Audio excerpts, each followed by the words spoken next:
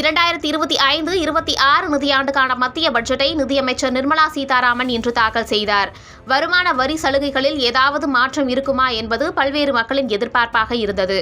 அந்த வகையில் ஆண்டுக்கு 12 லட்சம் ரூபாய் வரை வருமானம் ஈட்டுபவர்கள் எந்த வரியும் செலுத்த தேவையில்லை என்ற அறிவிப்பு வெளியாகியிருக்கிறது. I am now happy to announce that there will be no income tax payable up to income of 12 lakh rupees.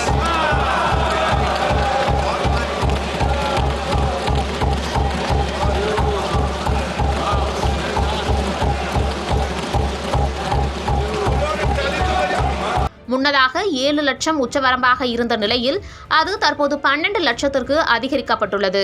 அதன்படி பார்த்தால் மாதத்திற்கு 1 லட்சம் ரூபாய் வரையிலும் வருமானம் ஈட்டுபவர்கள் வரி செலுத்த வேண்டியதில்லை என்ற சூழல் உருவாகியிருக்கிறது.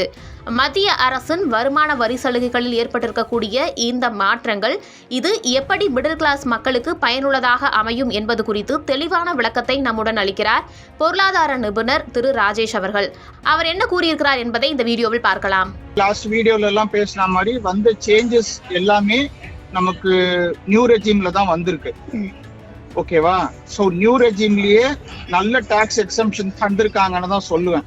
இட்ஸ் a வெரி குட் இது.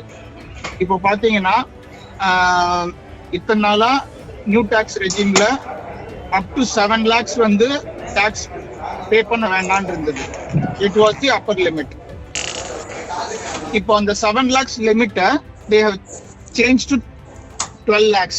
See, 7 லட்சத்துல இருந்து இன்னொரு 5 லட்சம் கூட்டி அதை 12 லட்சமா ஆக்கியிருக்காங்க, which is very good.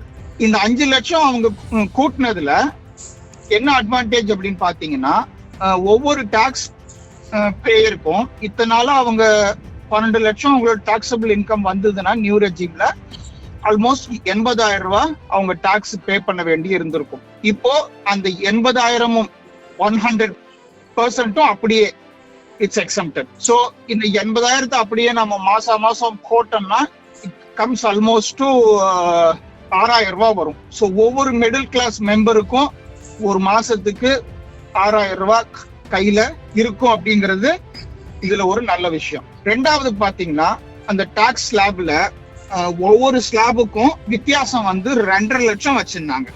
லாஸ்ட்ல வந்து 0 to 2.5 lakhs, அப்புறம் 5 to 7.5 lakhs இந்த மாதிரி ஸ்லாப் வச்சிருந்தாங்க. இப்போ என்ன பண்ணிட்டாங்க, அந்த ஒவ்வொரு ஸ்லாபோட வித்தியாசம் வந்து 4 lakhs ஆக்கிட்டாங்க. இப்போ 0 to 4 lakh, அதாவது 0 to 4 lakhs வந்து இட்ஸ் nil.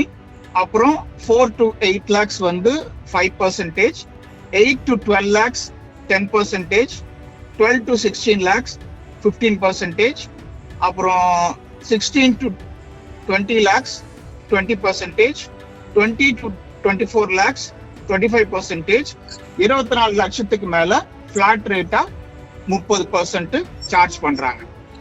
இப்போ இது பாத்தீங்கன்னா அந்த டாப் எண்ட்ல 24 lakhsக்கு மேல யார் யார் சம்பாதிக்கிறாங்களோ அவங்களுக்கு ஆல்மோஸ்ட் 1.1 lakh வந்து டாக்ஸ் சேவிங்ஸ் இருக்கும் ஒவ்வொரு வருஷத்துக்கும். திஸ் ஆல்மோஸ்ட் டிரான்ஸ்லேட்ஸ் டு மாசம் 10,000 ரூபாய். ஸோ ஒரு மிடில் கிளாஸ் மெம்பர்கிட்ட கையில மாசம் 10,000 ரூபாய் வச்சிருக்கிறதுங்கிறது ஒரு மிகப்பெரிய நல்ல விஷயம்.